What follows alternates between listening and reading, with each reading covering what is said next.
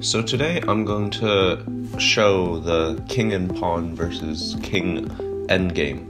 This is a very common endgame, and a lot of your games, as you play more chess, will end up something like this, where you or your opponent is ahead by just one pawn. So in king and pawn endgames, the important thing is something called king opposition. And king opposition is basically, so there are three squares that the kings can move to that go in front, but the other king is blocking them. So depending on whose move it is, it's either a draw or a win. So right now, if it's white to move here, then it's a draw, because white can't go here because of the pawn, and he can't move forward at all because of the black king, and he can't move here because of this other black pawn. So his only two moves are to move here or here. And if he does either of them, then the black king can move up, and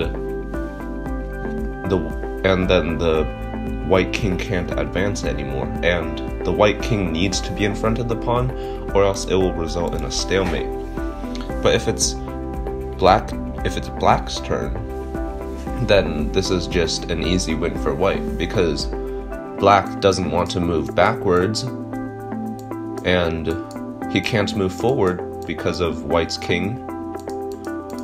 So he will move either backwards or to the side. So let's just say he moves to d5, and now white can just easily move up, and now black has to keep retreating to something like e6, and white can either just start taking the pawns, or he can just rely on advancing this pawn and then go king to e4. And then the same thing, black has to move to the side again, and then white can advance again. And then the same thing, you just keep doing the same thing if you're white, until you reach something like this. And then black's king has to move again, and then you can move your pawn.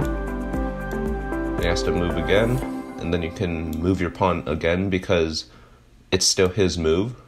And then he moves his king again, and then you step to the side and forward, and he has to move here or here or here, and then you can just advance your pawn and then promote to a queen. On the other hand, if it's your move, white to move, then it's just a simple draw, because black can just keep moving in front of your king, and you can't move your king forward, and that's something you need to do. So if you decide to try to change something and move your pawn, then black can just move his king, and then he moves back, and then you keep advancing your pawn, and then you'll end up getting something like this. And